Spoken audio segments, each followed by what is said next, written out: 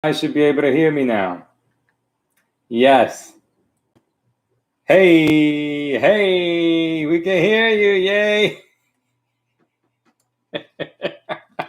Technical difficulties. Qué cabrón. ¿Quién está aquí para el party? Who's there for the party?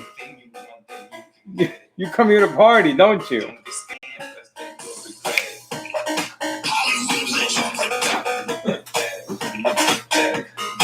Sexy, come on.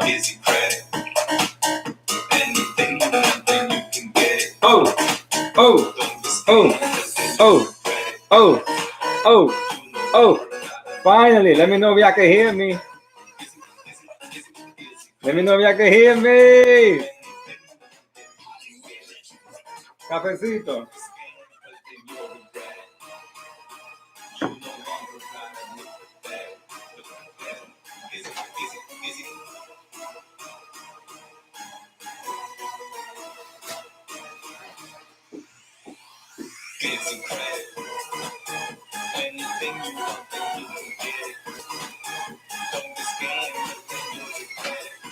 Oh, oh.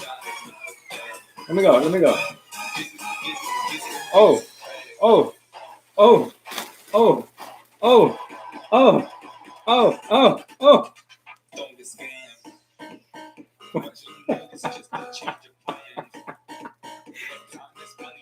Get that toilet paper. This is cash right now. Come on now.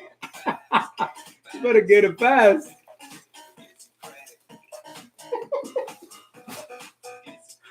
I play too much. Y'all play too much with me.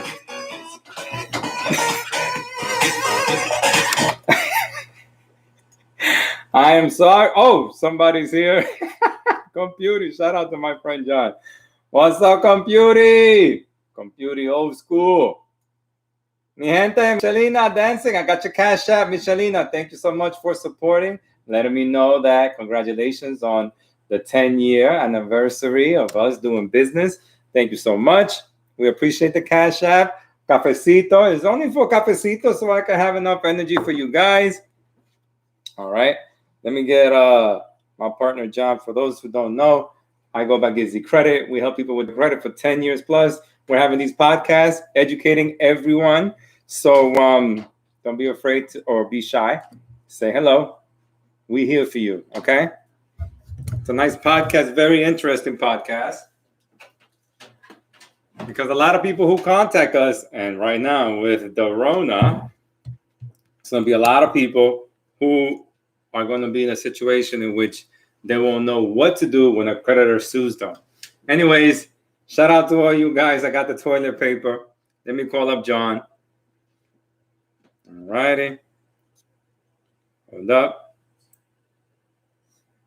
Okay. Call with carrier. I'm sorry for the technical difficulties, but everything is handled. Hello. Let me know if you guys can hear John. That's for sure. John, say what's up. Hello. Hello. John, you on the headset? No. Okay. Well, we got a couple of people on Facebook. We were having technical difficulties, but we managed to set it up, and everything is good. We are live right now. Some people saw me dancing to my song, but they were laughing. Good. Well, one thing's for sure is we've been doing this for a very long time, and we get a lot of questions all the time, and people have a different situation with what they're trying to do with their credit. And next thing you know, something else comes up. They're getting sued. They get repossession. They get a foreclosure. They get late payments. They get served. They get a letter in the mail telling them to go to, that they're getting a judgment. We right now are going to talk to you about how you could navigate yourself through it. All right. This is going to be for free education for you guys. And if any of you need the service of credit repair, we provide that service. Everyone starts credit repair with us. We have been blessed doing this for a long time. A lot of people choose to start credit repair with us.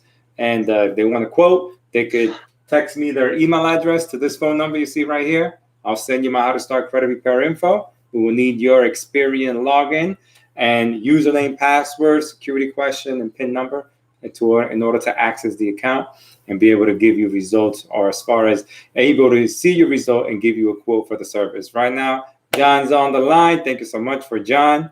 And John, what's going on? How you doing? I'm good. How was your day? Can everyone hear John?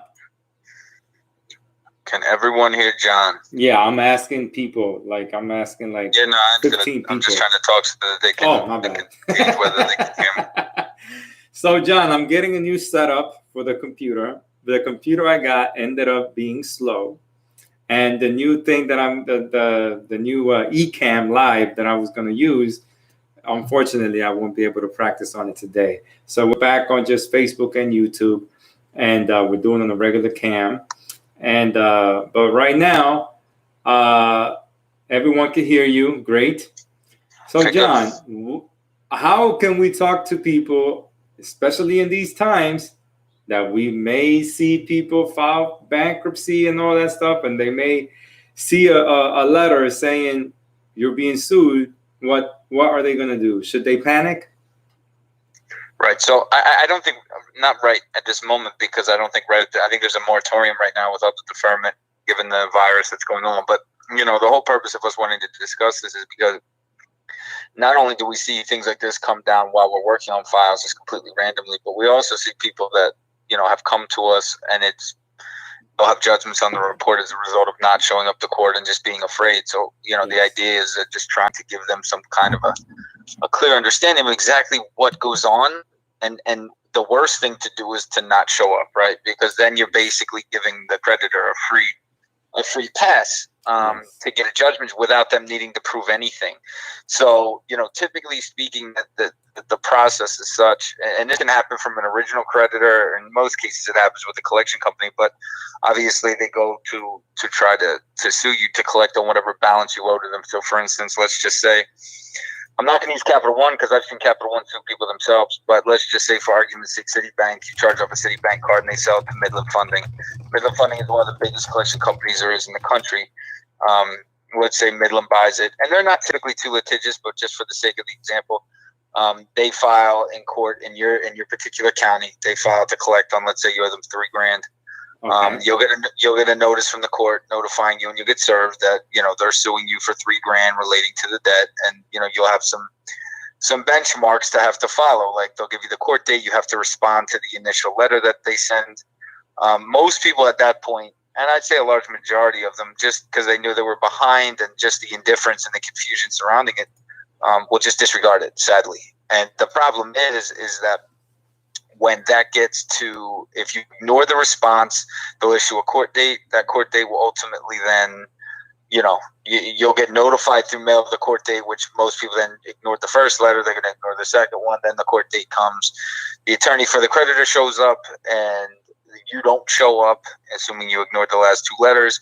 And effectively what ends up happening is they get a judgment in their favor, meeting the creditor, without even having to prove anything. Just for showing up, they get a judgment in their favor. So that $3,000, that becomes a judgment. And now they can utilize that judgment to garnish your wages, go in your bank account, attach it as basically come after any asset that you have, and they have the legal recourse at that point in order to be able to do it. So in a lot of cases, though, what people don't truly understand is just the simplicity of the process, meaning, for instance, you don't need to hire an attorney. If it's a personal debt, you can basically respond on your own. Let's just say, for argument's sake, same person gets served that initial lawsuit letter. They get served. You can literally call the clerk of courts, and every clerk of courts in that county in the entire country will tell you exactly how you need to respond. You can go down there to that particular court. Some of them you can get online, but you're going to have to file it downtown. You literally can fill out a response. They'll walk you through it. You hand it back to them. There's no cost associated with it. That's your response that you're filing to the initial lawsuit. Now, okay. The thing that then they give you a court date, you show up the court date. Now, this is where we're kind of different. Well, we're different in a lot of ways, but this is an additional way that we're different from other companies, is that any clients of ours that either after, maybe they ran into a problem after we've already completed, or during while we guide them on how to kind of work through and navigate so that even if they do show up, they're in complete control. Meaning, when you show up at creditor court, now I want everybody to understand creditor court is effectively it's like landlord tenant court. You show up there, you'll literally stand, you'll talk. They'll immediately put you with the attorney for the creditor. And they'll sit you down in a room, and they'll say, how much can you afford? You owe us $3,000. What can you afford? And their goal is to try and get that money paid back within like 18 months. Now, for some people, that doesn't work. If it's $3,000, 18 months split out with no interest, it's like, you're talking almost $180 a month. People can't afford that. So the way to substantiate that is you show up with your income. Let's just say, for argument's sake, you're self-employed or you don't earn any money on the books. You bring your tax returns with you for the last 2 years reflecting it. You bring your bank statements. You basically bring a list of your expenses showing the money you have coming in if you don't have any, and the money you have going out, and that you don't have the room to be able to pay that. So now you have substantiation. You almost have a full documented situation that you bring in there, and they can't really argue that at that point, right? If you owe $3,000, there's many situations that exist in society, and the courts know this, where consumers get overlent to, meaning they get lent more money than they should be getting. And it happens a lot when it comes to credit cards because it's all stated income. Most lenders aren't documenting income and incapacity. So you could potentially be an example of somebody that was overlent to. And in those situations, a lot of times, if there's no possibility of them getting that money back, then the creditor has to eat a lot of that money, if not all of it. So if you come in prepared, meaning, like I said, let's just say for argument's sake, you're somebody that makes $5,000 a month, which is about average. Actually, about $4,500 a month is the average income, right? It's about $55,000 a year before the virus is the average wage for an individual, a single individual in our country. So, say you went in there with $4,500 a month in gross income based on your tax returns, and you backed out, just your true living expenses, right? Your rent or your mortgage, your utilities to keep the lights on. Your wireless, your internet, obviously, to be able to conduct business, your cell phone, your insurances, car and health. I think I said the auto payment, any daycare for your kids if you have it, or anything relating to that. Once you back all that up, because these are just natural living expenses for you to exist in life, groceries, right? You bring in a reasonable list of them and you back out the income after taxes that you're bringing home. If there's no money left there, it's going to be a very hard sell for them to be able to try and squeeze any more out of you than you're willing to offer them, especially if you're willing to give them even a settlement of 20 or 30 cents on that dollar once you get to that point. Now, what happens is if you initially sit down with the attorney for the creditor and you guys can't come to an agreement, because you have all your documentation at that point, right? And they can't argue that. That's real documentation, whether you bring up, your tax returns, like I say, with a breakdown of your expenses, your true expenses, not vanity expenses, true expenses, and your after-tax dollars, and there's no money there to cover that. They can't argue that. So then what happens is you go to a mediator. There's a mediator in the court. You sit down with the mediator, and the mediator effectively, he looks at both sides of the situation, and he tries to find a common ground. Now, what will sometimes happen is that the creditor's attorney will have a certain number that they need to hit, because there's two different ways that attorneys that go to court for collection companies get paid. They either get paid a flat fee, which is rare anymore, or they get a fee based on a percentage that they collect. So if that number is too small or smaller than the threshold that they promised to that particular creditor, they're in a bad place. I've had a situation before where the exact same I didn't know that was a hustle for attorneys, Jay. Which part? About the percentage for the collection attorneys? Yeah. Yeah, I mean, it used to be, it was more back in the day where they would get a certain flat fee based on the amount of work, right, and how many times they had to go to court, et cetera, but it gets too costly for the creditor, right? So if you're collecting a $2,000 debt and you got to pay this guy, $1,000 to show up at court, I mean, where's the money being made? You're throwing good money in a bad situation already, right? It wouldn't make sense to even collect it. So the way to get around that is to motivate them to collect, which is the typical process for like traditional collection companies. If they don't buy the debt, if they're servicing the debt, similar to what an attorney is doing and trying to collect for you, they'll charge a certain percentage that they're trying to collect on behalf. Now, if they own it, it's a different conversation. But yeah, that's normally how a creditor is able to try and keep, try and be able to still make money if they're taking them to court, because there's a cost associated with that. So without convoluting it too much, I'll go into the story later about the client of mine that had this exact same situation. But if you can't come to an agreement with the mediator, despite having all your documentation, then you go back in front of the judge. The judge, that is normally not something the judge wants to do because there's so many ways to come to an agreement before then. So normally they're not very happy if you got to go back in front of the judge because there's many opportunities for both sides to come to an agreement at that point. In most cases, you will, right? Especially, but if you're coming with documentation, you're showing to the court that you can't afford it under any circumstance. They can't force it. You can't bleed a stone, and there's no court that's going to say to you, listen, you know what? Capital One deserves an extra $50 a month because they overlent to you, right? That's idiocy. There's no judge in America that would put that in place. Now, what they will do is, if you do have to go in front of the judge, they will work out a payment plan that'll probably drag out longer and still, get them their certain amount of money, but it'll be much more apropos to what you can probably afford relative to what they want to cram down your throat, right? But do they 4506 you on that? No, they don't. They don't because it's in and out, right? And they're getting a percentage of it. So they could, theoretically, but then they'd have to file another court date. They'd have to ask for a continuance and then go 4506 what you're bringing in. And I'll give an example about that, by the way. A 4506, and then they'd have to come back and get another court date. And the court doesn't like that. The court doesn't like being dicked around, right? Whether it's landlord-tenant court, credit court, whatever court. They just don't make games, right? Yes. So if you don't come prepared, if you see the consumer come more prepared than the attorney, that attorney's going to get lit up in court, right? I mean, the judge is going to reprimand them significantly, at least verbally, right? If you don't come prepared and you see a consumer coming more prepared than you. I'll give you an example just to illustrate what I was just describing. So a client of mine, maybe 2 years ago, he had a bunch of credit cards, maybe 6 or 7 or 8, 9 credit cards, right? They were he went bad on all, he ran into a tough time. And he got served by Barclays. And I told him the same thing we're talking about right now. I said, "Listen, we had a long conversation about everything you need to get together, everything you needed to."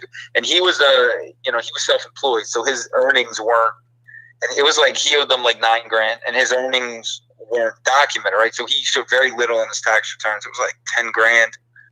I say little relative to what the average wage is, right? So he showed very little relative to what he earned overall, but he was showed like $10,000, and he had living expenses, which he brought all that in. And what he had offered prior to going to court to them was like 20 cents a dollar. He said, "Look, I got $2,000 in my account." This is what he said.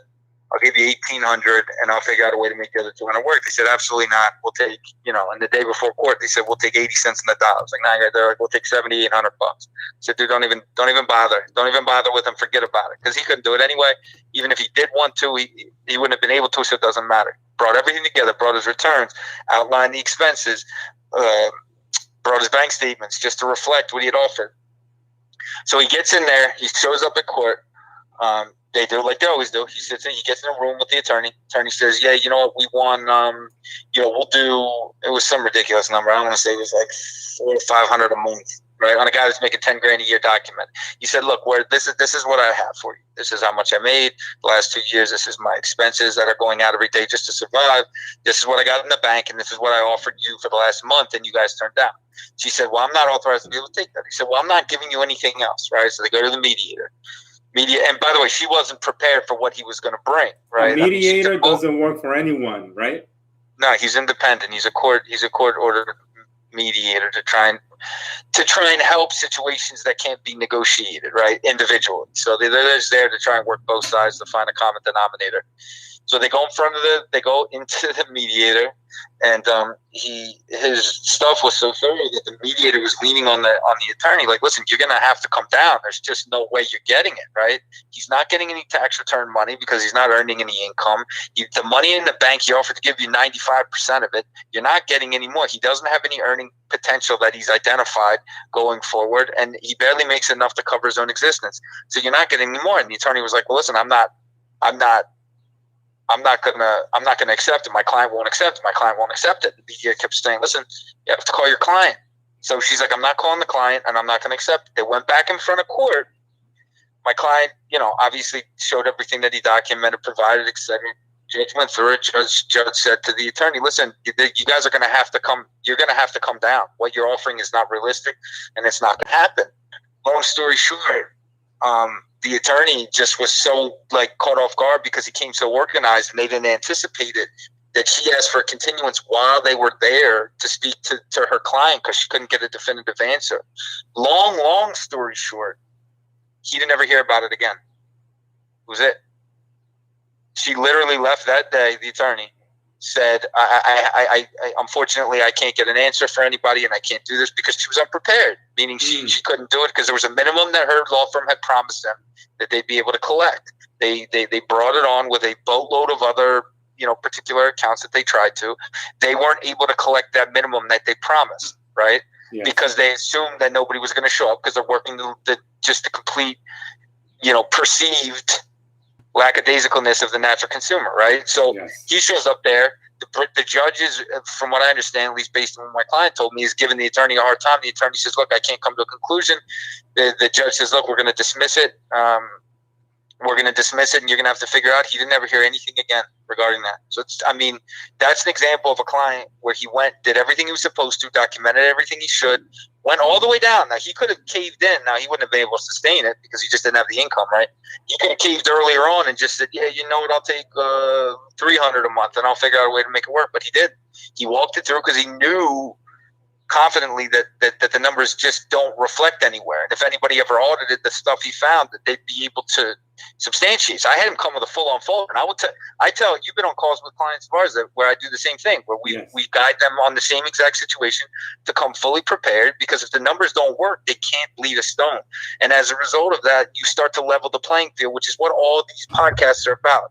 Knowledge is power, and the more knowledge that you have, the more level the playing field. In the situation where I can tell you that a guy that was a contractor, had absolutely no legal background, shows up at court and effectively outsmarts an attorney that, number one, the judge dismisses the case as a result of how organized he was and how unorganized she was, to give you a good idea that it could effectively, anybody could do it with no background. But you can't hide from it. You can't run away from it because you're giving them a gift. And honestly, it's not an intimidating, like if you consider the fact that it's not the type of environment that I think people anticipate. I think people anticipate that it's an environment where you're going to walk in and you're just going to make a fool of yourself. Nah, it's a very orderly environment. When you walk in, you meet, your case gets called, you immediately get teamed up with that attorney. It's a very predictable process. There's a system in place for this type of stuff. Correct. Because think how many are in any given court, in any given county in the country, any given day, right? When there's not a coronavirus. There's tons of them, and they have to be. It's just like landlord-tenant court, or almost. It's very similar, right? It's a constant flow with a system in place that's not designed. That's why the judge doesn't like having for them to come up in front of court at the end, because you've got a multitude of reasons, you've got a multitude of opportunities throughout the course of that period of time to come to an agreement, right? Yes. The problem is that most, and again, I don't know this for a fact, but I would say that probably 60% of the people that a lot of these collection companies sue just don't show up. And they don't always sue people because they typically sue people that they think that they can collect on through any number of things. Now, they have a way of identifying people's assets, right, to determine if the individual either has a job that they can garnish or anything like that. So they're not just going around suing everybody because it would be worthless, right? Yeah. I mean, you're just wasting time and potentially wasting money on a debt to when your attorney's collecting, he's getting a percentage. And you can't collect, right? So the fact of the matter is that they're particular about. There's a process that determines which ones they're going to go and sue and which ones they're not. But at the same time, if you are somebody, listen, it's definitely something that you should definitely not run away from. I mean, under any circumstance, you don't need some legal background. You just need to come in as smart. Look, everybody, if given the right amount of knowledge, knows how to follow instructions, right? And at the same time, if you're listening to this, it's very clear, and it's not that difficult what I'm describing. Now, once you back your debts out and stuff, sometimes that's going to require a little bit of arithmetic. But at the end of the day, people know where their numbers sit. And a lot of times people are choosing not to pay their bills, right? They're not paying their bills because they can't afford it. Right. And chances are they really can't afford whatever they're asking in this. And it's not that much of a manufactured situation. So more than likely, they'd be able to put it on paper very simply and be able to demonstrate it for the court. So they showed, look, I couldn't, and this is all I can. So, and there's certain situations where your income's actually protected, like Social Security income. They can't go after that. Not that we get a ton of people that are on Social Security that are getting sued by collectors, but they can't. If your only income is Social Security, they can't collect. They can't touch that. So I mean that So your becomes an customer showed up and paid 75% less, so he didn't owe anything. Oh no, which I'm one? sorry. In the example I gave? O'Brien Smith says I showed up and paid 75% less than I owed. 75% less than you. So he paid 25% then? So you paid 25%, yeah. Yeah. If you do it right, that's what I'm saying. Like, but Jay, is this attorney for Barclays, which is the original creditor, is it a different attorney from a collection company? Hey, what do you mean? Like, is it the same attorney? Like, let me give you an example, because I've dealt with the attorneys at Portfolio Recovery before. They're constantly in court. It's no different. If you're asking like the echelon of the attorney, like, meaning like how good the attorneys are, yes. I think they go with volume, quite honestly. I mean, I don't know, because I haven't talked to the president of Barclays or whoever's handling loss mitigation over there, but I'm sure they go with the people that run volume. Like, for instance, Amex is notorious because they're 98% of their entire business is credit cards, right? I mean, they do a small personal loan business, but it's all credit cards. Why do people hate American Express? But people because it's a terrible business. It's a terrible business model. They make you feel as though it's consumer centric. It's a total vanity play. It's a vanity play, but what ends up happening is it's a vanity play that comes up and bites people in the ass, right? John, so they go with John, before you get to that story, I had a guy call me. He told me I'm embarrassed when I go out with my friends because I pay with a Capital One credit card, yet his friends have American Express. I told the guy, bro, you need to find new friends. So you got to find a different company, because that's not. I mean, if you're stuck on that vanity stuff, just because it's a capital, I mean, they do exactly the same thing, don't they? Credit card. So here's the thing. So when it comes to American Express, they have two different kinds of cards, right? They have the charge cards, which effectively means you have to pay every statement, right? You get a 30-day float, right? So you're paying each month. So let's say you run up 10 grand, you're paying that 10 grand the next month. You know, they have the charge cards like a typical card, right? Yeah. But a lot of people, like the black card, the gold card, the platinum card, the green card, they're all charge cards, right? And there's really no set spending limit. So what ends up happening is it's a very addictive process. So like when you get in there, you get a platinum card, run 10 grand in a month, just like that, right? Now, as long as you keep paying it, they'll keep extending you more, right? Until the one day that you pay 1 minute late, like literally, I'm talking 1 minute late, they yank that rug out from underneath you so quick. Wow. I couldn't tell you the amount of business, and it doesn't matter the age. I had a client of mine who's a high profile client in New York, and he runs hundreds of thousands a month, what he used to, and he literally made his monthly payment from his Chase account, and I believe as he tells it, he put, when he went to make the payment, the account number was off by one number. So effectively, he didn't find out for 2 or 3 days because it was an ACH, right? So he put the payment in. Sometimes ACHs take 2 or 3 days to come out. The end of that third day, when it didn't come out, he checked, and obviously found out the wrong payment went in. I'm sorry, the wrong account number went in. They literally cut off all spending. At that point, he had 80 grand floating with him. They cut it off, and that was it. I mean, this guy had been using them millions and millions and millions and millions and millions of dollars. And that was the end of the conversation. They said, well, look, we'll you can pay this off, and then, we can revisit the possibility of it over the course of time. But right now, we're not extending any credit to you. So this is how delicate the model is, right? So it's great for them, because what ends up happening is they charge the merchant a fee. Okay. So that's how American Express makes money. They're charging the merchant a fee. That's why some places don't take American Express. Exactly, because it's expensive. It's more expensive than Visa and MasterCard. So people don't take American Express because they charge the merchant more money. So that's where they make their money. Other than the interest they make on their small balance cards, but the majority of their business is run through the charge. So you figure if somebody's doing $1 million a year with them, they charge like 3.5%.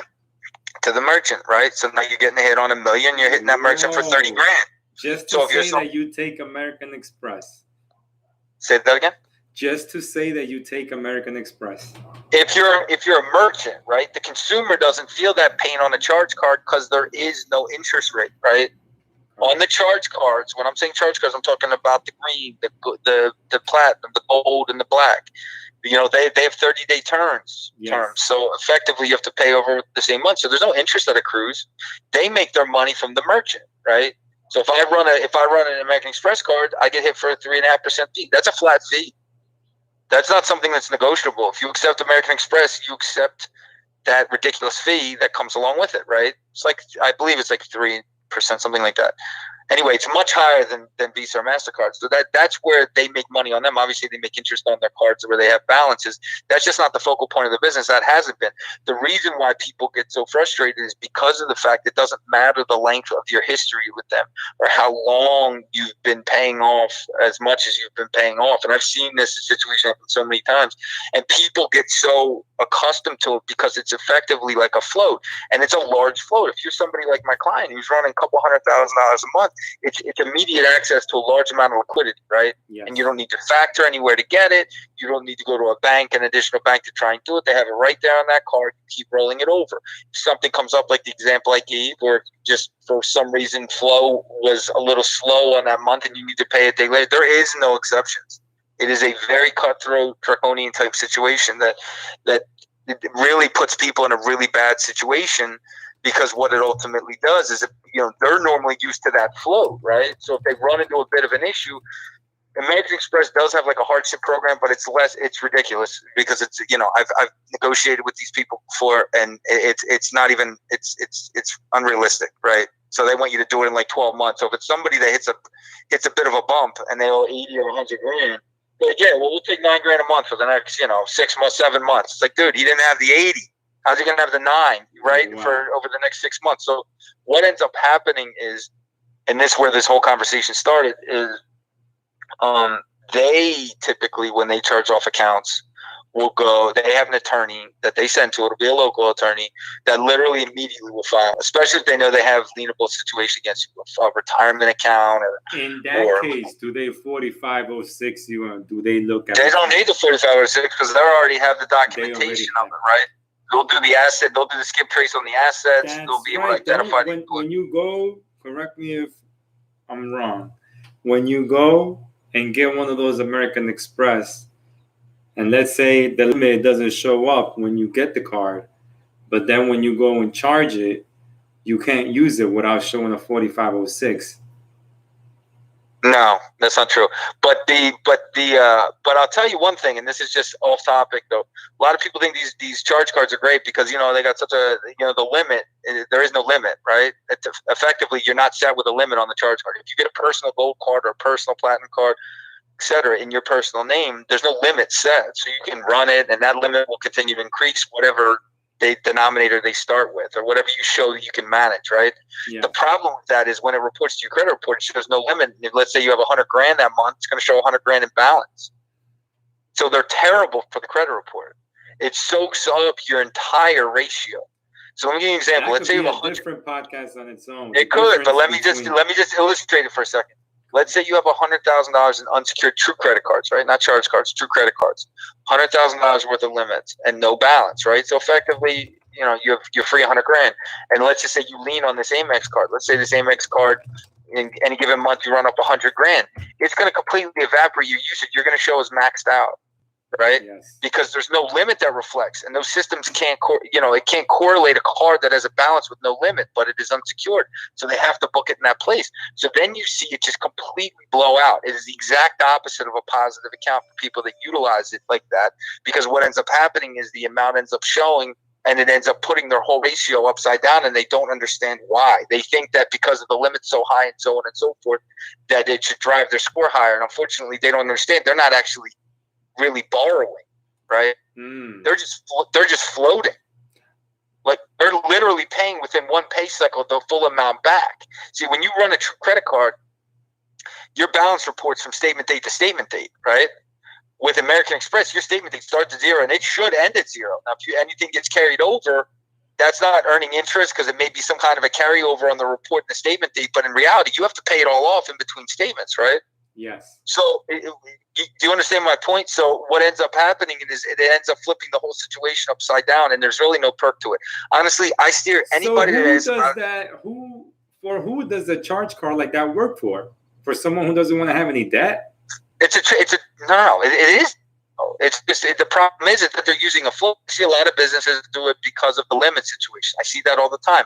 If you see an individual doing it, it's for a vanity play. And anybody that gets it, I mean, look, I understand back in like 06, 05, the black card was like, you know, it was like incredible, right? Everybody talked about the black card. There was a rapper's delight. I mean, right. But post 2008, right? Nobody talks like that anymore. The only people talk like that anymore are people that didn't get burned in 2006 and 2007 and probably won't have one because they don't know how to get one, right? The reality is nobody gets this because everybody learned the hard way back in 06 and 07 what happens with them if you're a day late. They learn how cutthroat it is. Plus, I mean, the idea that somebody would say, I need to get a different credit card as my friends rock American Expresses and I got a Capital One is one of the most ridiculous things I've ever heard. And I'm not trying to be disrespectful. It just sounds so ridiculous to me that you're dealing in that kind of an environment where you'd rather strangle yourself, making sure you pay your balance off that month with no interest to earn, right? I mean, look, the Amexes have, by the way, they have really good things and actually, like their reward situation is incredible. Correct. But don't you got to pay for that reward situation on a yearly basis? I think with the platinum card, I think it's like $400, something like that. I believe. I'm not 100% sure. I have no idea what is in the green or the gold. The gold may be a little less. I normally less to go down further, but I know it's typically dollar for dollar. So if in any, you know, and you can use meaning like if you spend $30,000 in 1 month, you get 30,000 points, which is normally like 10%. Like it's about it's normally like 1% of spending. So it's 30,000 points, normal points, $100 a spend. So if you're somebody getting a little cut off, I don't know if you got a headset or. Can you hear me? I can hear you now. Yeah. Okay, I said that normally, like if you have $30,000 in if you run up $30,000, you get 30,000 points, right? It normally breaks down to be 1%. So for every $30,000, you're getting $300 in spending on travel. If you're somebody that does $100,000 a month, it's like $1,000 a month you're getting in rewards points, yes. Right? It's like $12,000. So people that have much travel out because the rewards are insane, and it's also addicting for businesses. They get attached to the flow, right? So if you're constantly working your payments to vendors and stuff off the Amex within the context of your cash flow, they mold it around there. They're the only people I can, and I don't want to try and steer them all away because I've seen so many horror stories from it, but they're the only people I could really see that would have any logical reason to want to get an American Express, right? Okay. If you're a company that needs short-term liquidity and can roll over, that's the only time I have absolutely no idea why I should. Like an average person, human being, will run an American Express card for all the reasons I described. There's just no point to it. It blows up your credit report. There's no good terms on it. I mean, the balance cards, I've heard positive things about like the blue card and stuff. But I just have such a negative connotation with them to begin with, just about the whole business model. But I don't want to steer anybody that way for the obvious reason. So I'm just not a fan. But anyway, the reason why you're cutting off a little bit. People are saying you're kind of cutting off. The reason, can you hear me? I can hear you, but it's choppy. Like when you say something, the next word it comes down. Your voice comes down, then it comes up. So I don't know. Are you sure that it's me though? Because I'm on 5 bars. Let me see. Yeah, I'm on I'm on 4 bars. Let me move you from my computer.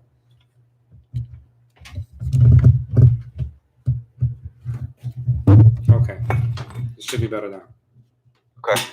So anyway, I don't know where I got lost, but what I was saying was that, you know, the whole point of me bringing up American Express without completely trashing them too bad is the fact that they specifically they will have attorneys that handle in that area. They have ones that will literally, when they get that will immediately file against you to get you to force you to the table and get on payment terms. And if you don't move forward, they'll go to court and you'll do it there. So they don't really waste any time is the point I'm trying to make. Typically, if they can identify you have assets when it comes to American Express, as opposed to some other creditors who, you know, are a little more picky about who they sue and who they do not sue. American Express is definitely more on the aggressive side because, again, it's 95% of their business, right? Yes. It represents a large majority, and as a result, you know, their loss mitigation is everything to them in their unsecured credit area. So it's definitely something that they're much more aggressive about, and at the same time, But it doesn't change, just for the record, it doesn't change the process. Just because they're more aggressive about it and, they're willing to move forward and they've identified an asset of yours that they can lean against, it doesn't mean that necessarily that the leverage is completely compelled against you. Same if you have a retirement account or something. Just because you have a retirement account and they're able to identify it, that doesn't mean that you have to go into that retirement account and pay them. Now there will be because there's penalty associated with it, right? You take an early withdrawal from a 401, an early withdrawal from an IRA. Yes. There's pretty significant tax consequences that come with it, right? Yes. So as a result of that, the court can't force you to assume those tax consequences, right? So, in situations like that, you very well, your asset, you do have assets to help back it up. Situations like that, obviously, you'll probably want to figure out a way to work out a payment plan. Otherwise, they're going to probably squeeze you a little harder because they have something they can fall back on. But if you're the average consumer and you're going in there and there's not a lot for them to lean back on, you'd have no reason not to show up in court. And honestly, it would probably work on your favor. It's what I tell people all the time. It'd probably work out in your favor. So show up to court. Not just show up to court, but show up to court prepared, right? To show up to court with all the things I talked about earlier, with your finances, with your returns. Honestly, there's no downside to just show up blindly too. But I wouldn't advise anybody that if you know better, right? If you're listening to this and you're following what we're saying and you follow the simple instructions, there should be no reason why you shouldn't be able to break that number down and get it to a number that you can either A, afford, or B, potentially settle with them there in court if you have the ability to. So, there's just the only thing you shouldn't do is not show up. That's the only thing you shouldn't do is just not show up. And unfortunately, for a lot of people that just disregard the credit, it's the easiest thing to do, to just basically push it aside. Why do we see some accounts, some collection companies, and they haven't sued people, and it's been 3 years, 4 years that they've had this collection? Well, that's right. Yeah, I said that earlier. So what ends up happening is they'll go through, like, for instance, let's say you're Midland. Again, just using a scenario from earlier, and they might buy 50,000 debts in one tranche from Bank of America, right? So they go through these debts. They'll start collecting immediately because they want to collect on that debt. But they'll go through the debts and try and identify if they don't collect it right away. They'll see who's got assets, doesn't. They have the ability to do that. And they're not going to take somebody to court that they don't have a way of actually collecting, right? That's why I thought it was really peculiar that Barclay, for the client I described earlier, that they took him to court because there was absolutely no identifiable asset they could possibly find, which they must have just been. It was a very peculiar, unorthodox scenario to begin with. So, whatever the case may be, they do their research before they start taking. That's why you don't see that many collection companies take people to court. Think about that. I honestly don't. I'm glad they don't because it obviously alleviates clients, but I really don't understand. I talked about this in the previous case. Why somebody like Capital One, whose default rate is like 20-some%, that means 2 out of every 10 people are basically defaulting, right, in some capacity. Well, why they don't roll those debts off to a subsidiary and then just do what American Express does, where they take everybody to court, right, and they get something that way. So that way they're not giving away their debt for 2 cents on the dollar like they do to a collection company, which is effectively what they do. They sell those debts in tranches, like 2 to, depending on the buyer, it could be anywhere from 2 to 4 or 5 cents on the dollar. That's it. Is there a specific amount that they look out to get? What do you mean? Like, is there a specific, like, if they owe $20,000, right? Or are they going to go after that guy before they go after the guy that owes $5,000? It's a valid question. I given the fact that would probably happen on the front end with the original creditor, rather than, because like I said, these collection companies, most of the big buyers of collections in our country, like Portfolio, Midland, Enhanced Recovery, some of these big boys, they buy tranches of like 20, 30, 40, sometimes 100,000 at a time. So for them to be able to go in and be like, yeah, you know what, I see that $20,000. Yeah, it's got meat on the bone, right? But they got to go in and be able to determine if it's collectible, because in a lot of cases, those big tranches they buy, there's ones they can't collect on. There's some that end up being included in BK. You know what I mean? So they literally have to go through a lot of these debts and comb through them, see what's good. I don't think they aggressively go after the higher ones before the other ones because they all come in at the same time. And effectively, the way I understand it works is when they come through, they immediately pipe it in. They put it right into their pipeline, right? So when they get it, they immediately send a letter out, notifying you of the that they now own the debt, which they have to do to give a certain period of time, to give you 30 days to dispute the validity of it, which everybody gets that original letter when there's a collection involved or when the servicing of a debt is transferring. And then they immediately start calling you. So they don't really waste time. And what ends up happening is when these come over and they get purchased in these 50, 100,000 at a time tranches, they don't get all the associated paperwork, right? The application, the assignments, everything like that. All that doesn't come with initially. That comes after the fact. So in essence, they're collecting early before technically they're allowed to, right? They're going to claim legally that they can because they own the debt and they paid for the debt. But the way the law reads is you're not really supposed to collect it until you actually have the debt in your possession, right? Because that's effectively like a mortgage, right? Like it's a debt indenture, and they're technically not allowed to collect until but they do it anyway. So that's why anytime that somebody sends you that original acknowledgement of debt form, where it says you have 30 days to dispute it, you try and get out in front of it. There's a good possibility if you know what you're doing, that debt can dissolve very quickly, right? Because they'll move on to the next one at that point. Because they're not going to have everything they need because they work the law of numbers. And the law of numbers is that most people are going to ignore it and they're going to get it on their credit and they're going to bring them to the table. And, that's just unfortunately how it works. Do you think that they go by algorithm? Like they'll go and see that they have a lot of debts from Connecticut. That's an affluent area. And they may say there's New Orleans, Louisiana, they have a bunch of debt, but that may be not that much affluent of an area. Do you think they'll go to a place where they don't know to collect, or they'll just call everybody? You mean just like a general collection company? Yeah. Yeah, they'll call everybody. There's absolutely no scruples whatsoever. I mean, if you've ever had to deal with a collection company, I mean, there's few other experiences where the minute you get done, you feel like you have to take a shower, but that's one of them. Yeah. And there's absolutely no code there. Wow. Whether they think they can collect or not, it's irrelevant because the person that's calling is I mean, they pull out every stop you can possibly imagine. And here's the reality. The reality of collection companies is they're fairly heavily regulated. It's hard to believe because there's no real central database, which there should be, for collections to have to run through, right?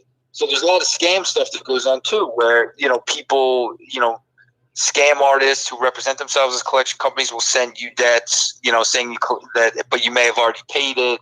And then it starts getting you questioning it. There needs to be a central database where they run these so you can track these collections, right? But it would just make it, nobody's doing it because it would just make it harder for the actual the banks to actually sell them because it would be a whole different process to have to run it through a clearinghouse, right? But that's what really should be happening, and it should be happening for the sake of the consumer too, because this way the consumer doesn't get scammed. But unfortunately, it doesn't. So as a result of that, they do whatever they want. They make all kinds of nonsensical threats to people that know no better, that don't know better, and as a result of that, they largely get taken advantage of. But no, I don't think that. I don't think they. I don't think they disseminate whatsoever in what you're describing. I think that they're given a file, and you work into their auto dialer, and if you collect on it, you make money. If you don't, they move on to the next one. Right? It's just that simple. Because there's so many they're paying at any given time. I mean, you think about if you look at the annual reporting of portfolio recovery or Midland. I mean, they got millions upon millions of outstanding collections, right, that they've purchased. So I mean, they got tons of customer service, but I mean, they're collecting on stuff years ago too, right? Yes. So it's just they're not stopping and analyzing to that degree to say, look, this guy's from Louisiana, he may or may not be able to take care of it. It has nothing to do with anything. They're doing anything they can to collect. So no, unfortunately, that's unfortunately, as much as you would hope, there's more of a science to it. There's not. John, what will it take for the creditor to send to the IRS that you owe them money? When does that happen? That happens when you don't pay anything back. So, for instance, if let's say you charge off a Bank of America card for $5,000, and Bank of America sells it to Portfolio Recovery, right? Portfolio Recovery doesn't collect anything, right? So Portfolio Recovery turns around and sends a 1099 to Bank of America, who in turn sends a 1099 to you. Wait a minute. You say, okay. If you borrow money and you don't pay a nickel back, it's earned income. Now, whether or not a creditor sends it to you or not, that's technically the idea. Is that you borrowed money, it'd be $5,000 or $500,000 on a credit card, and you didn't pay a nickel back. You didn't settle it. You didn't go on a payment plan. You did nothing. They reserve the right to send you a 1099 because it's effectively income, right? You didn't pay any of it. But John, I thought that they sold off the debt. The original. They did sell off the debt. Okay, and then they go back, and then they go back to Portfolio Recovery, turns around and tells Bank of America that got nothing on that debt. But they bought it for 5 cents, 10 cents on the dollar. It's irrelevant, though. It doesn't matter. That's how they write off their purchase. Whoa. So let's just say that was a $20,000 debt, and theoretically they paid 3 cents for it, right? Yes. Now this happens to them a lot. They have to write down their own cost base, meaning Portfolio Recovery does. So if they bought a $20,000 debt and they paid 2 cents for it, they paid $400 for it, right? Yes. Well, if they bought 100,000 of them over the course of a year, that's a lot of money, right? Yes. That's about $4 million that they need to 1099 because they didn't get the money for it. So they send the 1099 to Bank of America because effectively that's Bank of America's money. 1099 Bank of America turns around and sends the 1099 to the consumer. Whoa. It's a fairly simple idea because of the fact that when you borrow money unsecured and you don't pay anything, they reserve that right. Now, they don't always do that, but they can. They can do it whenever they want to. They just don't always do it. I'm seeing it more and more and more now than I've ever seen it in the past. Yes. Going back maybe 7, 8, 9, well, coming out of 2009, 2010 when the market tanked because it took a couple years for the market to come back, a lot of people ran into issues then, and as a result, you would see the larger ones, they would send the 1099s for. Now I'm seeing them send 1099s for, not the $2,000 small amount of money, but in the grand scheme of it's an average lending amount, right? I'm seeing them send 1099s for $2,000, $3,000. But do they send it for the original amount that they charged off, or do they send the original amount plus interest? No. They can't add the interest. Ah, okay. They can only do what was utilized, right? Because that's the income you earned. The interest is an income. That's a fee. So the bank doesn't get anything out of that. That's just the bank sticking it to you, right? So which you don't normally see, but they can do it. Can you explain what happens when it gets put in the IRS and they go file taxes? Yeah, so it's like anybody. If anybody's ever gotten a 1099, what happens is a copy, whether it's from a title company or a lender, anybody that's ever paid you on a 1099, by law, when they submit the tax return, they include the 1099 when they submit it with the return. So, for instance, if I'm filing a business return and I 1099 somebody, I have to include a copy of that 1099 with my business return to show that I paid the individual out to offset what I'm reporting on the return. I also have to give it to the individual so that they can file it, right? So that it reconciles. So what happens is when Bank of America charges that off and they submit their business tax returns, they're going to show the 1099 they sent to John Smith and John Jones and everybody else, and then they're going to send one out to them. And since it's already going to be on file as a result of Bank of America filing it and all those 1099s along with it, John Jones and John Smith, they don't have a choice. If they don't file it with it, they're eventually going to get the bill in the mail because it's already been filed by the person that issued it. You understand what I mean? Yes. So that's why I told people when we had this conversation like a month ago on one of the casts, I said, listen, you can try and dance around it. You're not going to get away from it. And in all honesty, you're going to get what they're going to end up doing is they're going to hit you for a non-filer. They're going to hit you for all kinds of fees and nonsense because you tried to play games. And it's going to end up being a lot more than it was originally. So it just makes more sense to just file it and get it over with because you're not going to get out from underneath it. And more than likely, if you don't file and you file your return thinking you're going to be slick, you're going to get the bill like 6 months later, and they're going to give you like 15 minutes to pay it. So you're going to get 30 days to pay it, and it's going to come that way. And obviously, if you have to work out a payment arrangement with them and stuff, they do offer that. It's just, it's just much safer, easier, and simpler to just do it the right way, because you're not going to get out from underneath it. So why prolong it? It just doesn't make sense. So right now, with what's happening in the economy, some people may be in that situation in the coming months. So basically, if they come for credit repair, we can remove it from the credit report. But just because it's removed from the credit report still doesn't mean they still don't owe it, correct? No, yeah. Anything we move from the credit report, I mean, we're removing it from the credit report, right? So, I mean, the bureaus are a third party. But there's a lot of people who they don't see it on the credit report, and they say, they think they're slick. Well, it's not on the credit report. I don't owe it anymore. Well, look, in a lot of cases, when it's like an unsecured debt, for instance, if it's like we talked about earlier with a collection company has two options to collect on their money, right? They can report on your credit, which is a large majority of the leverage they have against you, or they can take you to court.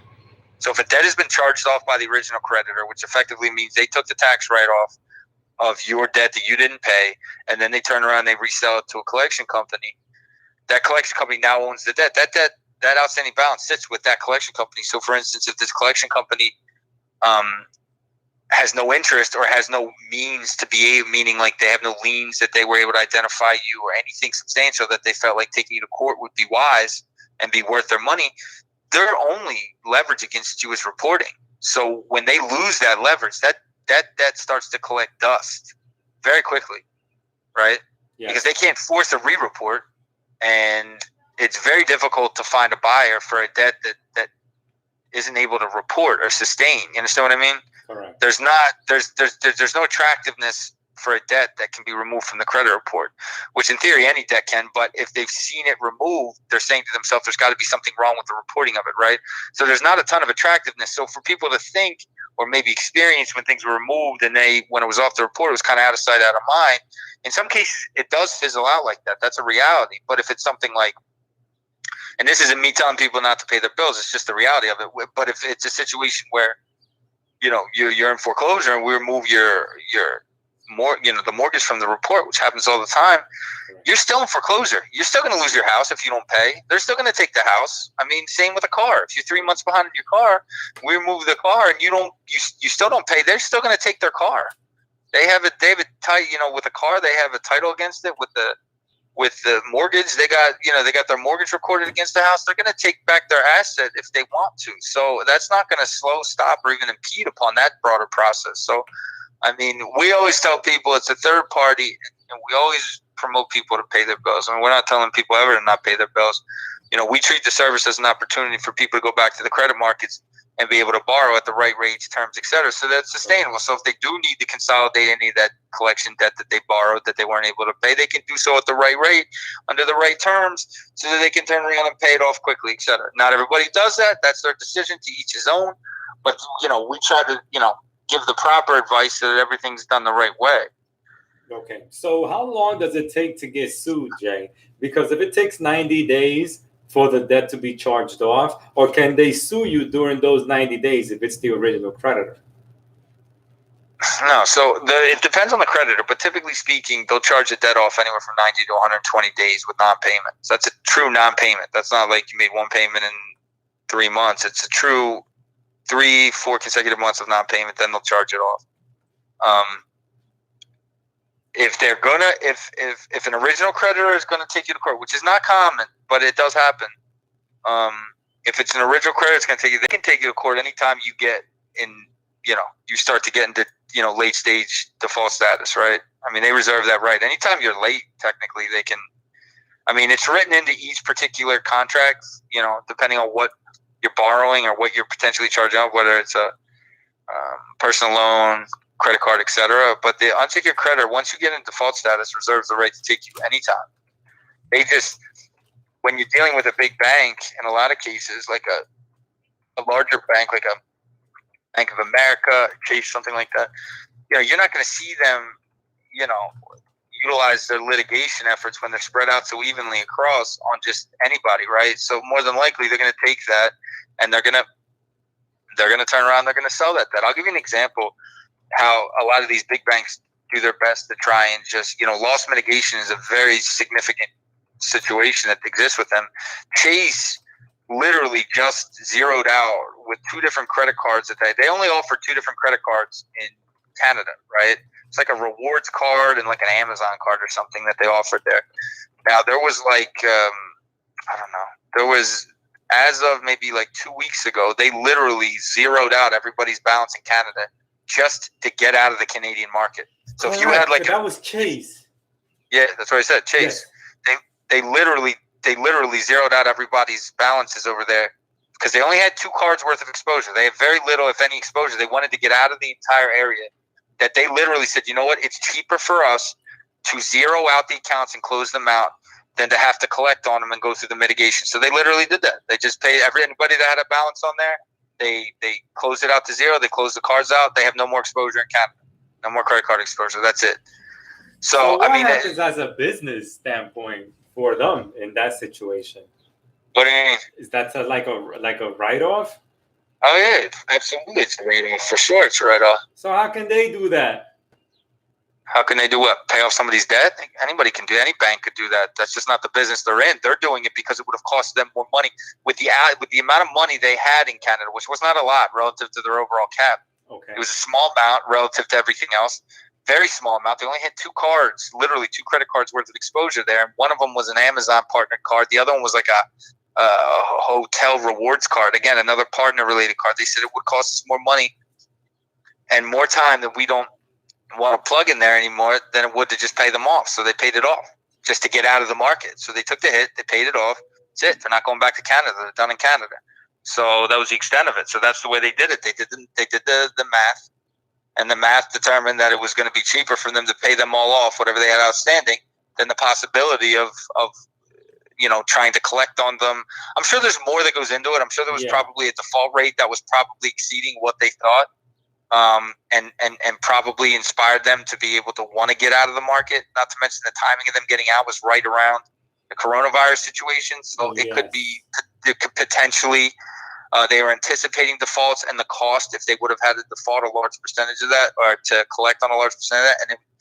And the arithmetic just left them with it was cheaper to pay it all off. So, I mean, it is what it is. And that's what they decided to do. And they're not in there anymore. So, I mean, it just goes to show, though, how important the loss mitigation side of things are. And you don't see Chase go and get involved in the litigation side. Number one, it's not a good look when an original creditor takes you to court. Capital One doesn't care because Capital One is like, the lender of last resort in a lot of cases, right? They charge you 28% interest. They're 1 interest rate point lower than like a store card.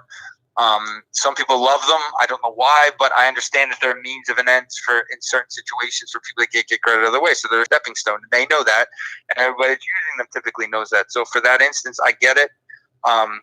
But they're one of the few original creditors I've seen that literally aggressively sue their consumers and have absolutely no qualms about it. So most of the time you won't see that, though. You'll see it resold. You'll see the collection companies who couldn't care less about their reputation and how they're perceived publicly go out and do it in most cases. Now, Jay, Armando is asking, I wonder if the default on credit cards is why credit card interest rates are so high nowadays.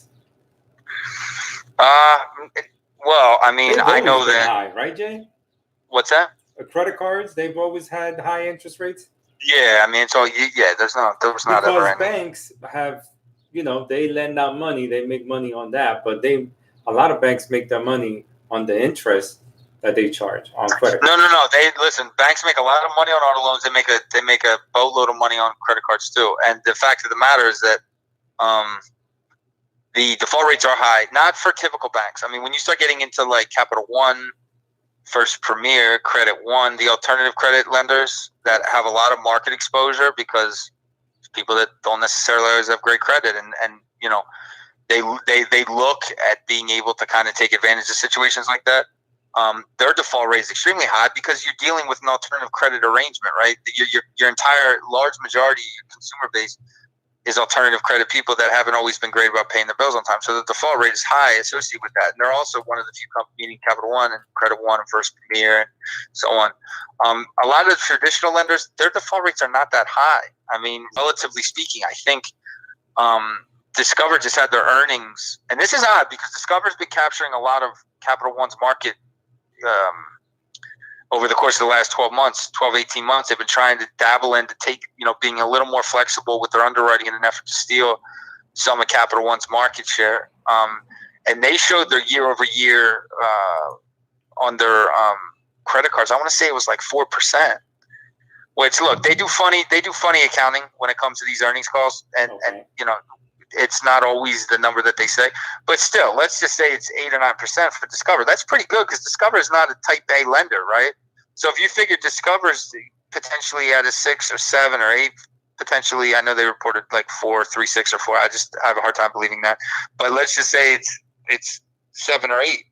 7 or 8% default rate is really not that bad relative to the people that, in a lot of cases, especially when they're trying to extend credit to capture market from another lender that probably has other subprime type borrowers and whose default rate is significantly higher. So, I mean, I don't think default rates, generally speaking, among normal retail banks and stuff with a good solid credit score borrowing base is typically that high. I think the reason why they charge the interest rates that they do is all relative to the market, right? So right now, prime on any unsecured money, you're taking a personal loan from somebody or not, personal loan rates and credit card rates don't deviate that greatly.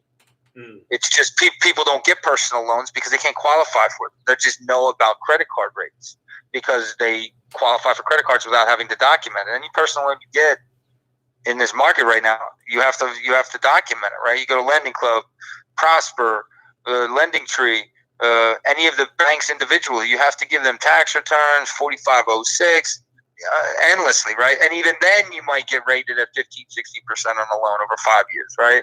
So it's where the rates sit, generally speaking, on unsecured and whatever index they're being tied to. But no, I don't think that's why. I do think when you see Capital One, though, I think the reason why their rates are so much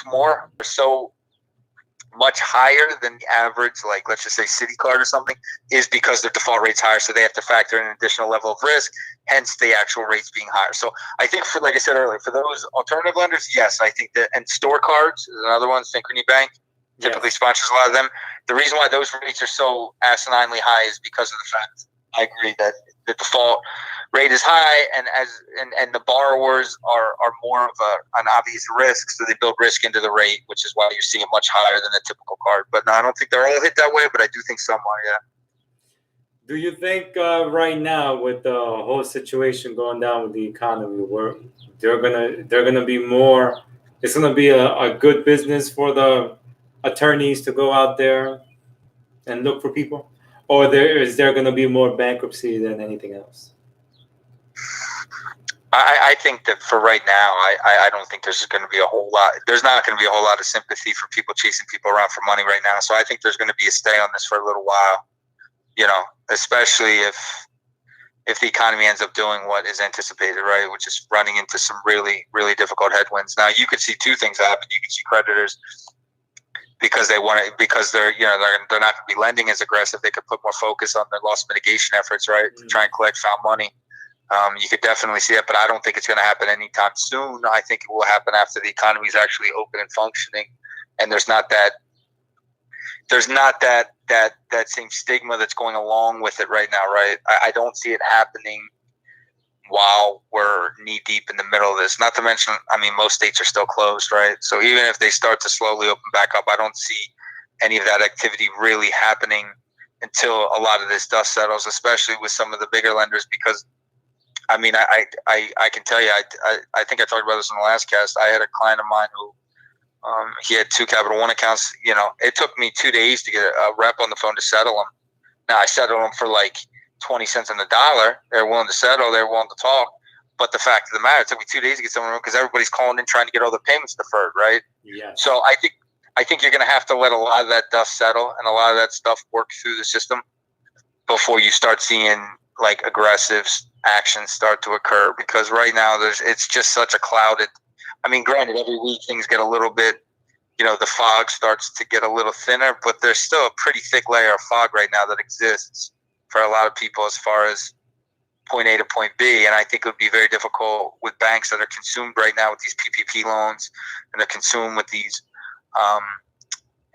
disaster loans and everything like that. I just think it would be very difficult for them to change their focus mid-run, right? So maybe the end of this year into next year, maybe start seeing some activity again. I just don't see it happening anytime soon. I think anybody that was being threatened probably has some time. If they haven't, that just isn't me encouraging anybody not to pay their bills. I just think it's going to be difficult to get sympathy on that side of things, right? Because I do think that there's going to be a lot of businesses that are going to have a tremendous amount of difficulty, and it's going to be encouraged for a lot of these lenders to work out. Same as it was in 2008 when a lot of people ran into mortgage problems, right? And It was encouraged for the lenders to help them work it out, right? So it wouldn't surprise me if we start to see more and more concessions as this starts to unwind, because they're going to need to do that to allow the unwinding to be gradual, right?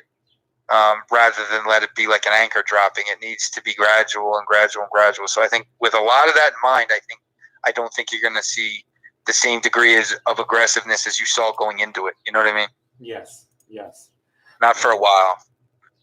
Okay, well, right now you have companies like Credit Acceptance, and they're the subprime lender for cars. They're lender of last resort. I mean, they're not subprime lender. They're lender of last resort. I mean, their auto loans are like 25%. I mean, it's like nothing I've ever seen before. What are they going to do when these people can't pay their bills, John? They take the car. It's just that simple. They'll take the car. They're going to take a whole bunch of football fields of cars. Yeah, and then they'll sell them at auction. There's always buyers at auctions. It doesn't matter if the economy's in the toilet. There's people that will sit over there and they will buy all day long. Doesn't matter the economy. And they will sell. And if you're Credit Acceptance, you don't care, because you're going to get what you can get, and then the difference you're going to come after the individual. Now, I don't think with a company like Credit Acceptance that is notorious for just their interest rates being unsustainable, and subsequently the reporting and collecting having to go along with that kind of unsustainability, I don't know if there's going to be that. I could be wrong. I just don't feel as though you're going to get that same level of understanding that you would get if you were dealing with Bank of America or Chase or Citi, right? Yes. Ones that are significantly larger and have much more public exposure, and there's a much higher level of professionalism as far as expectation is concerned in our population, right? So if somebody's in an issue with them, I'm sure they may. I honestly don't know. When it comes to that, I just don't know, because if you're talking about a company that, I'm not even exaggerating, I mean, they lend auto loans in the 20s. I mean, in the 20s. I mean, I can't even imagine how that's even with so many usury laws that exist. I don't even know how that's possible, but they do it. So you're talking about an operation that, there's not a lot of guilt there to begin with, it seems like. So and I don't want to judge, but it seems that way if you want to lend at that kind of a rate to a human being. So, I mean, I just think that you're probably, if you're with them, you may not get the same level of flexibility that most lenders are going to probably provide. I mean, I know most auto lenders right now have offered. We were on with a client today. He thought he signed up for 1 month at the firm, and he had 3. Yes. So some of them are doing 6. Wow. So, I mean, now you're getting to the point where they're getting out in front of it before people even ask for it. And I don't know, I off the top of my head, because, we try to position clients to sustainable, and 20-some% is not sustainable. So I don't know if anybody particularly has a Credit Acceptance account to see if they're being offered that. But I know this, the ones that aren't as large as an Ally or any other Bank of America or whatever. Wells Fargo is another big auto lender. CT is another big auto lender. Santander. They're not as big as. What's that? Santander. That's what I said. Santander. Yeah, they're not as big as one of them. I don't know if they have the same flexibility, if their bottom line can sustain, or if they're just choosing not to. But again, with lending at that kind of a level, it would, I would have, it would be tough for me to believe that they're gonna provide a boatload of concessions. I could be wrong though. I mean, I Do could be you wrong. think that it's going to be better to buy, and as far as lending, car dealerships make their money on used cars. But as far as a car dealership leasing and selling new cars, financing, which is going to be a go-to? Is it going to be the leasing? Is it going to be the financing of the new vehicle? Or is it going to be people are going to go flock to used vehicles? Wait. Well, first of all, let's back up for a second. You understand the reason why they make more money on used cars, right? Because they basically get over on people when and not all dealers. There are some good dealers. We got clients that work at good dealerships and aren't good dealerships. The majority of them, the reason why they're able to do it is because they basically get over on the trade-in, right? And they and even though the individual can't sustain that, they're basically selling the car upside down to the dealership, right? Yes. So if you owe 15, they're like, yeah, we'll give you 7. Might be worth 15. We'll tell you it's worth 9, but we'll give you 7 for it, even though it's really worth 15. They'll get it for 7, right? They'll make the person eat the 8,000 in negative principal, and they'll roll into the new loan. So they basically kick in the can. In the meantime, the dealer makes the money off of it. So sure, yeah, they make more money on used cars because they're getting over on people in most cases. And the new cars have a floor that they got to meet, because you're getting it directly from the manufacturer. But the leasing of it, effectively, you're just renting it though. You're renting the car from the manufacturer. So if you lease a Lexus, like we talked about last week, that money, your Lexus Financial is who you're going to deal with, and you're going to pay that to Lexus, not the dealer. I mean, the dealer is going to make a certain commission on that particular deal, but I mean, I can't imagine they're making more money on a lease than they would on a sale, with all the variables you can get in a sale between the yield spread and the fees associated with it, and all the accoutrements you can add on top of it and stuff like that. I just can't imagine they would want to thrust towards lease. But if you're asking me what I think is going to be more popular going forward, is that what you're asking me? Yes. Okay, so I mean, I think we've slowly, like, if anybody that was around in 06, 07, I mean, 06, 07 was like, I mean, there was so much money floating around in the system at that point in time. There was people that had no business having, because there was just so much money floating around. People that were getting large lines of credit that had no business getting. I'm talking, mid 6 figures, unsecured, and there was people buying property because of all this additional liquidity. It was crazy. The point I'm trying to make is, back in 07, 08, it was, and I talked about this earlier with Amex, it was all about vanity, right? It was just a vanity scenario, very materialistic. And I'm not saying we still aren't as a society. I just feel like coming out of 07, 08, there was a lot of people that learned a very hard lesson, and they learned how to understand things. They took off this giant facade of needing all this materialistic stuff in order to be able to look better than the person next to them. Now, I'm not talking about everybody. I'm talking about a lot of people. And as society, we've gotten smarter fiscally. I feel like I really do. I feel like people have gotten smarter. People have gotten less showy, right? Like, everybody knows somebody that's fronting really hard really doesn't have anything, right? You only front when you really don't have it. The people that have it don't need the front because they psychologically already know they have it, right? Correct. Who are they proving it to at that point? The people that front hard, like the ones leaning on private jets that aren't theirs, or sitting in a Ferrari that, they begged the guy at the restaurant they were at to sit inside so they could take a picture, and they pass it on as their own. They're just trying to impress people because they're insecure deep down, right? But when you look at the fact that, after 2008, when the market collapsed, a lot of people, felt that, and it left a very significant scar. And this situation we're walking into, I think, is going to leave another scar that's going to ultimately resonate in people's minds. It's going to get them back to the point of where they're going to get back to basics, right? Yeah. Like, getting back to a reasonable budget, not overextending themselves even further. Because I've seen a lot of that since 2012. You've seen a lot of people that have managed their finances. This is a large majority of why this economic bull run that we've been on since the market tanked is because the consumer has been carrying it, and the consumer's been able to carry it because they've been managing their finances better. Correct. Right? Yes. They've been managing their credit better. They haven't over-levered. And I think we're just going to continue to see a deleveraging after this, because people unfortunately are going to lose their jobs. The unemployment rate is going to go up. The jobs that do remain, their income's going to drop, and it's going to be all justified and predicated on this coronavirus. Whether the employer really needs to drop it or not, they're going to do it because it saves them money, and they can use it as an excuse. And as a result, it's going to force them to tighten their bootstraps a little more, right? And then as a result of that, you're going to see people get back to lean and mean, which, look, I think we need to be as a society. There's no downside in being fiscally wise, fiscally responsible, not overextending yourself, not trying to keep up with the Joneses, and I think as a society we're getting there. And I think more than likely, to answer your original question, going forward, I think we're going to see people buy what they can afford. I constantly bring up the fact going into January of this year, or out of January of this year, the average wage of a human being in our country was like $55,000. The average new car sale was almost $37,000. That is not sustainable. No. Okay, I don't care if they run up 15-year payment terms. When you're making $4,500 a month, right, before taxes, and if you work for a company, you're probably taking home 60% of that after 401k contribution and taxes and health insurance and all this other nonsense you have to pay, and you're bringing home roughly, 20-some hundred before your housing expense, and you're paying $600 or $700 on your car.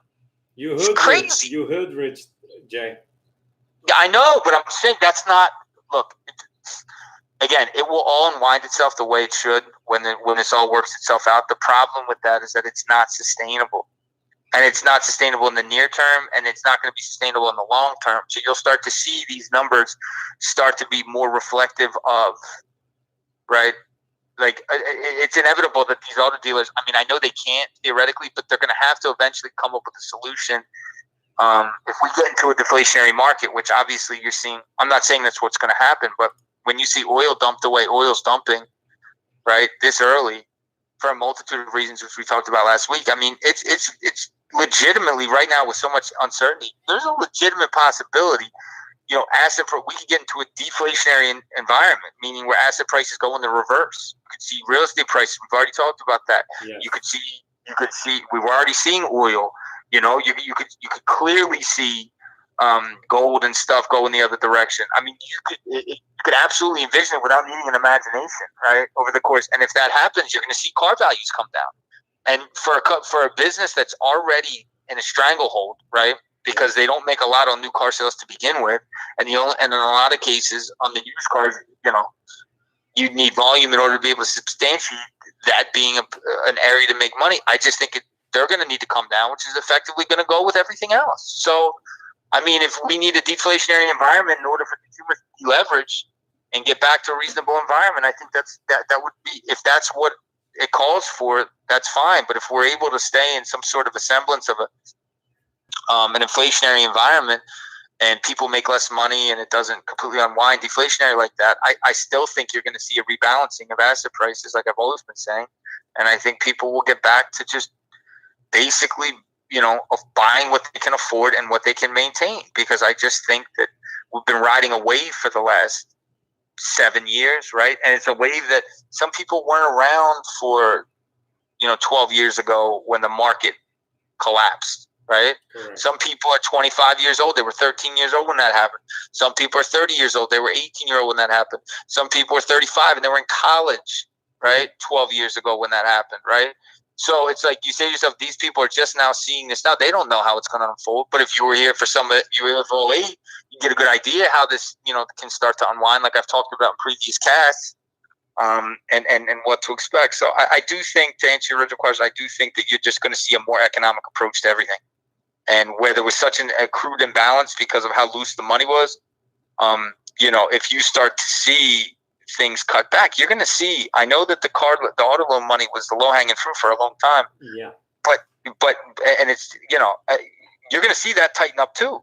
You go back to some of our early casts. I said that the minute you're going to start seeing that tighten up, meaning the low hanging fruit, like school loans, like auto loans, like unsecured credit cards, the one that don't require any documentation, right? The minute you're going to see them tighten up is when you see default rates go up and you see the economy contract. We've already seen the economy contract, and you will see default rates go up.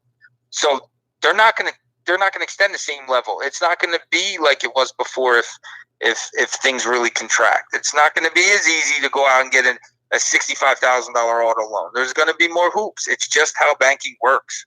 Times are good, money flows. When times get tough, the money tightens. And you're going to see it tighten in the areas that people thought that was loose before. So there's going to be a lot of adjustments that are going to go on. And I think as a result, it'll help in deleveraging a lot of people that probably were over-levered. And it's just all part of the broader unwinding I've been talking about for the last 6 or 7 weeks since all this stuff started. Yes. It's just how things unwind. It just and hopefully, and it looks to be that way, it'll be a gradual unwinding. So, for a lot of people, as we start to identify whatever the new norm is going to be on the other side of this. Correct. No, and we want this podcast to be your go-to podcast for your financial needs, education, see how to navigate around what it is that you're trying to do. That's why we're here. That's why we have them once a week. That's why we have John here too. We don't have a lot of questions. This podcast is totally fine. If you need your question answered after the video, just write it on the comment. We'll surely get back to you. We don't have any questions, Jay. I think we're kind of done. Is there something else that you want to touch on?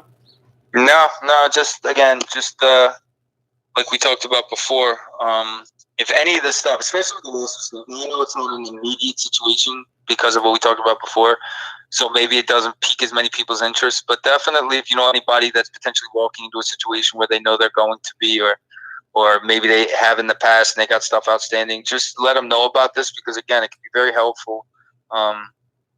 It can be extremely helpful for people that get served to just know that it's not that intimidating of an environment, right? Correct. And it's an environment that you can navigate on your own. You don't need a law degree. You don't need a doctor from Harvard. It's something you can do very easily on your own and not put yourself in a worse position, but potentially put yourself in a better position.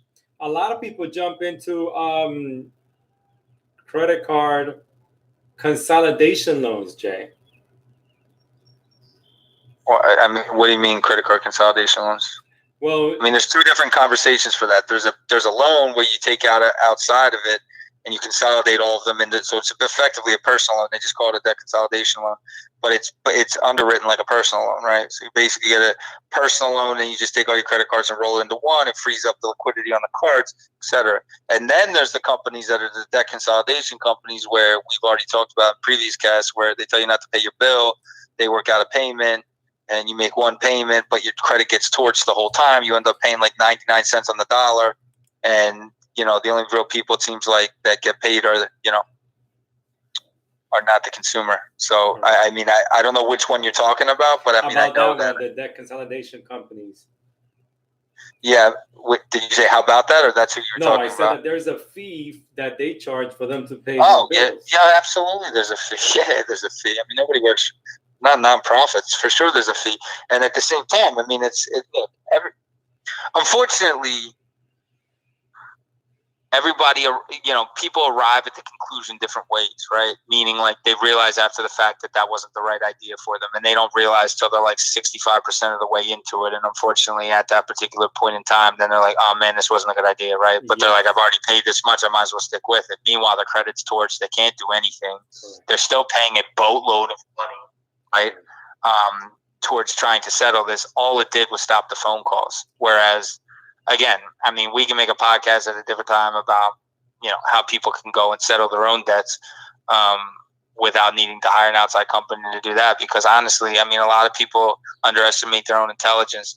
And unfortunately, what they end up doing is they end up taking the advice of people on YouTube on how to do things, when in reality, a lot of the people on YouTube, unfortunately, this isn't the crap on anyone in particular, but a lot of them are just repeating stuff they heard on a credit board. They're just doing it publicly and they're putting a face to it, right? And if anybody has been following our stuff, there's 10% of the stuff that comes out of credit board accurate. The other 90% is strictly myth. And it gets circulated as fact, which is unfortunate because it just confuses people that are already abundantly confused. So, so I would definitely wouldn't advise that under any circumstance. Meaning going to a debt consolidation company. Don't do that, do it yourself. Learn how to do it yourself. Or if you got the credit, you can just get a personal loan and consolidate them together. I mean, it's just that simple. If you got the credit, right? But if you're somebody that's inundated with debt and you can't document your income, which happens sometimes, and you don't want to try and settle it with the original creditor, and this seems to you like the easy way to do it, then look, it's all to each his own. But I feel like everybody really arrives at the same conclusion that goes through that situation, which ends up back at us later because they realize that it maybe wasn't the way it was advertised. And again, I'm speaking generally. I'm sure there's companies that are different than the general one, just like with the auto loans and stuff. So, but the situations we've seen have not been spectacular. All right. Well, my people, thank you, John, for being on the line today. Working on new equipment to make this podcast a lot better for you guys. I'm sorry about the technical difficulties starting in when we started at 6 o'clock today. But we're going to get through them.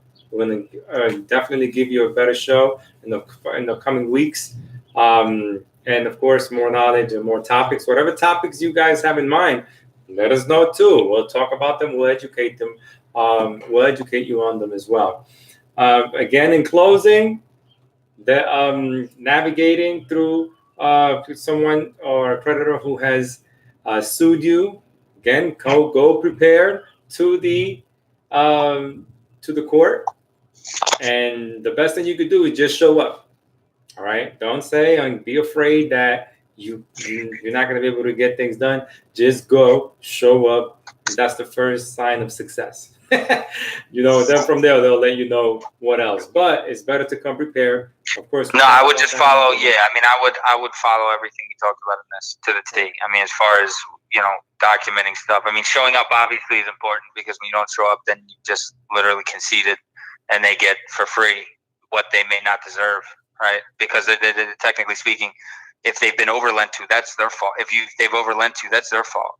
And that's not your fault if you've been overlent to. So I mean, in that situation, they should be penalized if that's the situation. And obviously, the penalty is them not getting their full balance back. But I mean, even in this situation, either way, look, you should just use this as a blueprint if you're somebody that's considering going, If you're somebody that's been served and you have to go, I would definitely listen to the first part of this, how we detail it, because it can be very beneficial. Save you a lot of money. And like and share this content, please. That's the best way that others can be educated, and that's the best way to help us out as well. Just for you liking and sharing the content does a lot for us. Anyways, Jay, I think all is well. No more questions. I think we're good. Okay. All right. Sounds good. I'll see you next week. All right. Take care. See you soon. Pues sí, mi gente, sorry for the technical difficulties today. I'm working on new equipment. Definitely, I'm working on new hardware. Let me tell you guys something. This Rona thing that has been going on has us busy. Okay, so we definitely helping out a lot of people with their credit financing.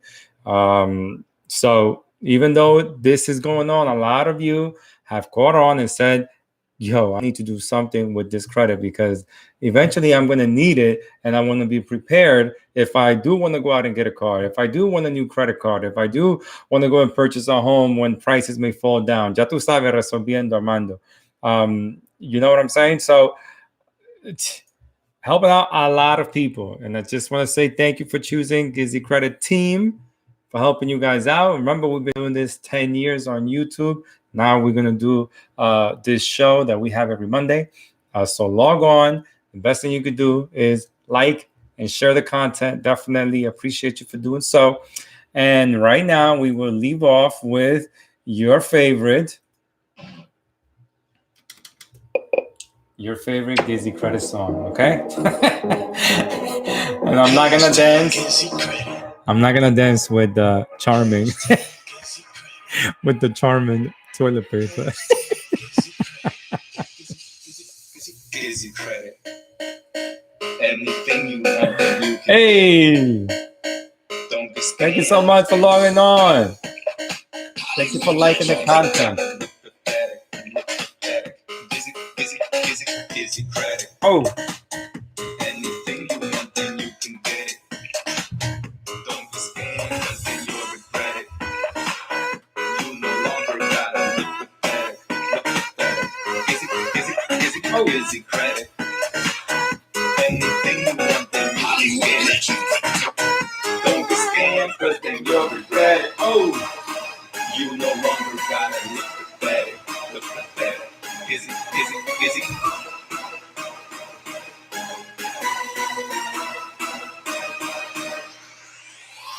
GizzyCredit. Anything you want, then you can get it. Don't be scammed, but then you'll regret it. You no longer gotta look pathetic. Look pathetic. GizzyCredit.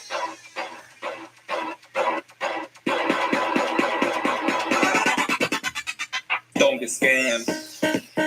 What you need is just a change